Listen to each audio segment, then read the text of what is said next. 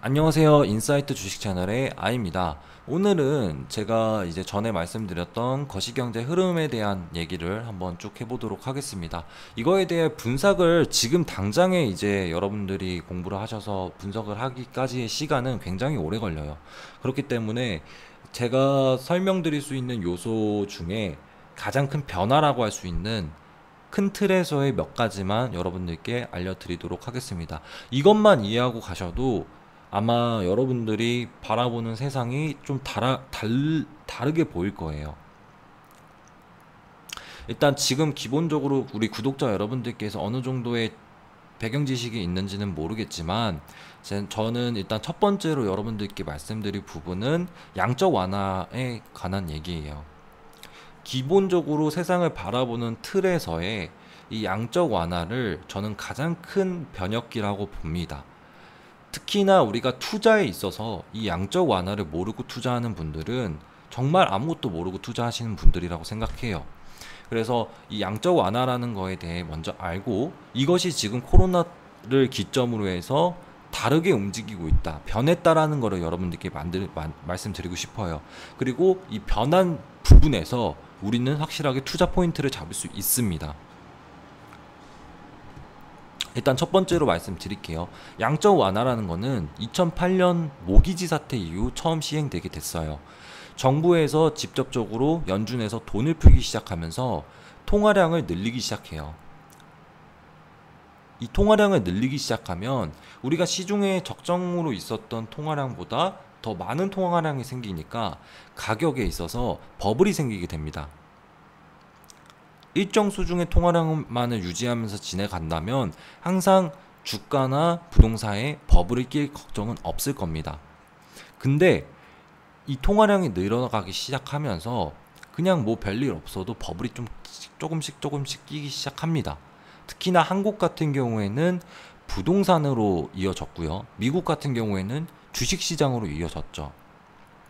그런 것이 양적 완화라는 돈 풀기에 의한 혜택이었다라고 기본적인 틀에서 이해를 하시면 됩니다. 즉 코로나 이전까지 리만 브라더스 사태 이후 2008년 이후 2020년까지 거의 약 10년간의 돈 풀기는 자산시장의 버블을 만들어냈다라고 이해하시면 됩니다. 그렇다고 해서 이 자산시장의 버블이 꺼질 거라고는 생각 안 합니다. 왜냐하면 지금까지 이미 많은 풀린 돈을 어느 순간 회수를 해야 되는 시점이 오는데 그러한 회수를 10년간의 풀린 돈을 한꺼번에 바로 회수할 수 없습니다. 그리고 지금 정부의 특성상 이러한 풀린 돈을 회수하려고 생각하지 않습니다. 계속해서 이러한 돈 풀기는 이어져 나갈 것이에요. 이거에 대한 얘기는 두 가지 시선이 있어요. 양적 완화는 계속해도 된다. 계속해서 돈 풀어서 부채가 무한대로 가능하다. 즉 무한 양적 완화를 얘기하시는 분이 있고요. 반대로 부채가 너무너무 쌓여서 우리 세상엔 버블이 너무 많은 버블이 존재한다. 부채를 리셋 시켜야 된다 라고 생각하시는 분이 있어요. 극단적인 두 가지를 말씀드린 겁니다. 그래서 부의 리셋이라고 하죠. 어쨌든 간에 현 정부와 대다수의 지금 정권에 있는 국가의 생각들은 MMT, 즉 무한 양적 완화에 초점을 더 크게 두고 있다 라고 생각하시면 되고요. 그래서 이 양적 완화는 지속된다는 전제 하에서 현재 양적 완화를 어떻게 변화하는지, 코로나 이전과 코로나 이후에 양적 완화는 굉장히 많이 바뀐다는 것을 여러분들이 인지하셔야 됩니다. 그래야지 앞으로의 투자를 과거에 집착하지 않고 하실 수 있어요. 자, 제가 말씀드렸던 지금 자산시장의 버블, 돈을 풀어서 이 풀린 돈이 자산시장으로 들어가면 자산시장의 버블이 들어가는 거고요. 소비로 들어가게 되면 소비시장에서 굉장히 큰 생산성의 확대가 되고 선순환이 일어나게 됩니다. 즉 우리가 이상적으로 처음에 양적 완화를 할 때 이상적인 목표는 소비 진작이었어요. 근데 이 소비가 진작되지 못하고 모든 돈이 거의 투자로 이어지면서 자산시장이 버블이 일어나게 됐죠. 이게 왜 근본적인 이유가 뭘까요? 근본적인 원인은 돈을 누구한테 뿌렸느냐에 문제가 있었어요. 코로나 이전 양적 완화를 했던 코로나 이전에 2020년 이전까지의 양적 완화는 은행권에 이러한 돈풀기의 권력을 넘어줬어요. 즉 은행권을 이용하는 사람들만이 이러한 양적 완화의 혜택을 누릴 수 있었던 것이죠. 은행권을 누릴 수 있는 사람이 누굽니까? 담보권이 있는 사람이죠. 담보권이 있는 사람은요, 어느 정도의 자신의 자산이 있는 사람들입니다. 부동산이든 주식이든 채권이든 사업이든 뭐든 간에 담보권이 있는 사람들만이 이런 양적 완화의 과거의 양적 완화의 혜택을 누릴 수 있었습니다. 그리고 이들은 일반적으로 우리는 중상층이라고 얘기를 하죠. 즉 풀린 돈이 코로나 이전까지는 중산층한테 들어왔다. 근데 이런 중산층은 보면 이미 어느 정도의 소득 수준을 이뤄낸 상태이고 일정 소비를 이미 어느 정도 하고 있는 집단입니다. 그렇기 때문에 중산층한테 돈이 흘러 들어갔다고 해서 이들이 더 큰 소비를 이뤄내기는 쉽지 않다는 거죠. 오히려 이들은 소비보다는 투자나 저축을 하게 된다는 거예요. 그래서 2010년부터 2020년까지의 양적 완화는 중산층들만이 혜택을 받았고, 이 중산층들은 소비보다는 투자를 했기 때문에 자산시장의 버블이 일어났다는 것입니다. 한국 같은 경우에는 부동산의 금융자산의 비율이 70%입니다. 주식시장은 20%밖에 안 돼요. 그렇기 때문에 부동산 시장만이 그러니까 엄청나게 그러니까 계속해서 우상향을 했던 것이고, 미국은 주식시장의 금융자산 배분이 70% 이상이기 때문에 주식시장이 계속해서 우상향했던 것입니다. 이거에 대한 이해를 확립하셨으면 그럼 현재 일어나고 있는 양적 완화는 어떤 식으로 이뤄내고 있는지에 대한 얘기를 먼저 할게요. 현재는 저소득층한테 돈을 뿌리기 시작했어요. 어떻게 보면 이것에 대한 반성이죠. 저소득층한테 그러니까 이런 식으로 돈이 계속해서 중산층한테 쏠리니까 정부도 생각을 했을 겁니다. 경제학자들이 많이 생각을 했을 거예요. 이렇게 중산층들만 혜택을 보면 얘들은 소비를 못하니까 자산시장에 버블만 생긴다. 그러면 우리는 저소득층한테 돈을 직접적으로 꽂아줘야 되지 않을까? 그러면 이들은 소비를 더 크게 이뤄낼 것이고, 적정한 소비 인플레이션을 이뤄낼 것이며 경제성장을 이뤄낼 수 있겠다라고 이제 생각을 한 것이죠. 실제로 이러한 돈풀기 진행 동안 어떠한 경제성장도 어떠한 인플레이션도 발생하지 않았었어요. 그렇기 때문에 바뀐 거죠. 코로나 이후부터는 코로나가 어떻게 보면 계기가 된 거예요. 트리거 역할을 한 겁니다. 그런 트리거 역할을 해서 정부에서 일어나는 재정 정책들이나 통화 정책들이 바뀌기 시작해요. 실제로 이러한 돈풀기, 양적 완화의 돈풀기에 주도권을 진 세력이 정부로 넘어갑니다. 여기서부터는 은행에서 정부로 넘어가요. 그렇게 된다면 이들은 저소득층한테 직접적으로 돈을 꽂아줄 수 있습니다.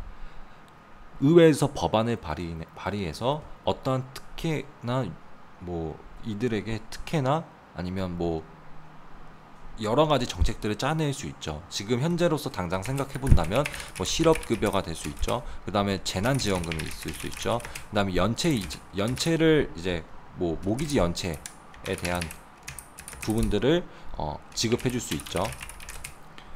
이런 다양한 정책들이 다 양적 완화입니다. 근데 들어가는 돈의 혜택이 달라진 거예요.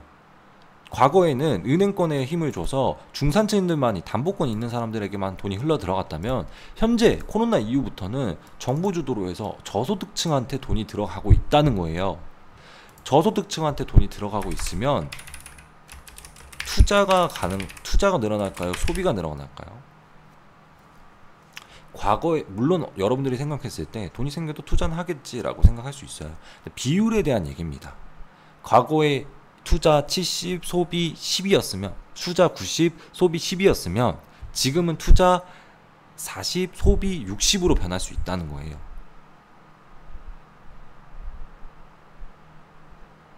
이거에 대한 차이가 엄청나게 큽니다, 여러분들. 투자는 거의 3배 정도 늘은 거예요. 돈 풀기 양에 대비. 소비는 과거의 돈 풀기 양에 대비해서 제가 말씀드리도록 바뀐다면 3배 정도 늘어나는 것이죠. 그래서 어찌됐든 저소득층한테 돈이 풀러 들어가면서 돈이 흘러 들어가게 된다면 이들은 강한 소비 욕구가 존재하고 이미 어느 정도 소득 수준이 일정치 못하고 힘들게 살아가는 계층이기 때문에 돈이 일시적으로 지급된다면 소비를 하려는 경향이 강합니다. 그래서 앞으로는 이 양적 완화가 지속된다면 소비를 자극할 가능성이 높아요. 계속해서 소비는 자극될 겁니다. 그렇게 해서 소비가 자극되면 어떻게 되겠어요? 기업에서는 생산을 늘리겠죠. 왜냐하면 물건의 수요가 높아지는 거니까요. 그럼 기업은 생산량을 늘리고 투자를 확대하고 공장을 진설하고, 그렇게 되면 고용을 확대하겠죠. 기업에서 고용이 확대되면 일자리가 늘어난다는 거죠. 그렇게 되면 더 큰, 그러니까 여러 사람들이 일자리를 얻게 되고 그런 사람들이 또 소비를 하게 되는 경제 선순환을 이룰 수 있는 구조로 이어갈 수 있다는 것입니다. 이거를 지금 현 미국 정부에서 바라보는 틀이에요. 그래서 미국 정부 연준에서 궁극적으로 말하는 완전 고용으로 닫혔을 때에는 이러한 양적 완화를 멈추겠다. 그러니까 극단적으로 얘기하면 멈추겠다. 그러니까 긴축에 들어가겠다라고 얘기를 하죠. 그러니까 모든 틀에서의 이러한 이해 구조를 여러분들이 갖고 계셔야 됩니다.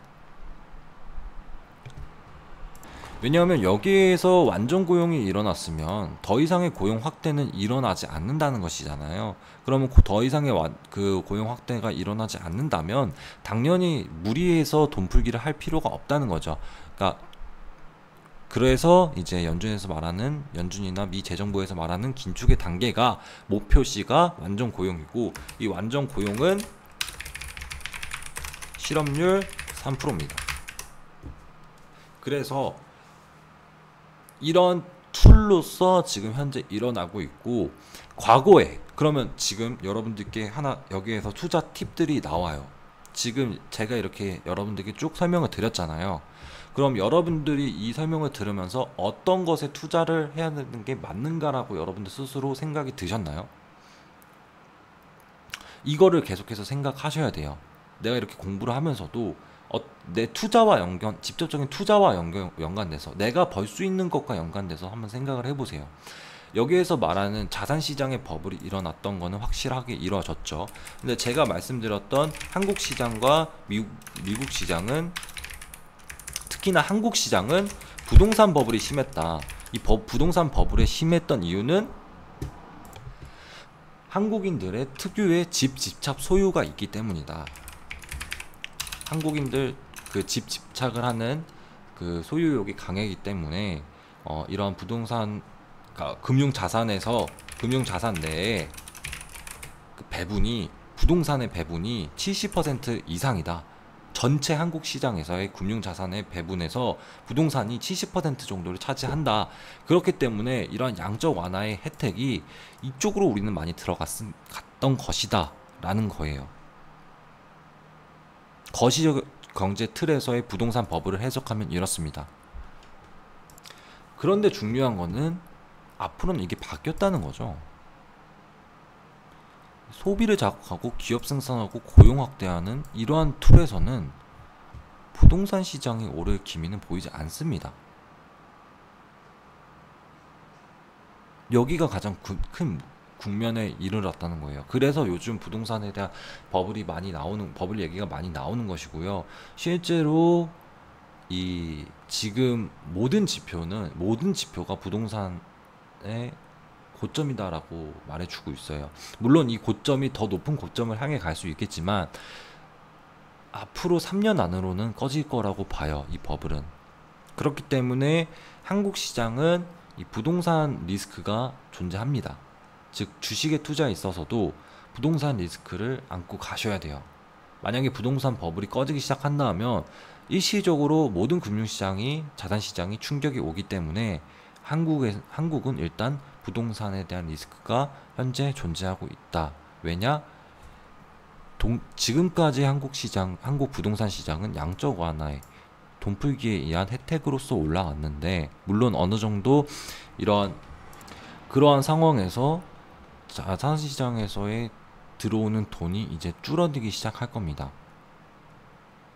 특히나 한국은 부동산에 들어가는 돈이 줄어들기 시작할 거예요.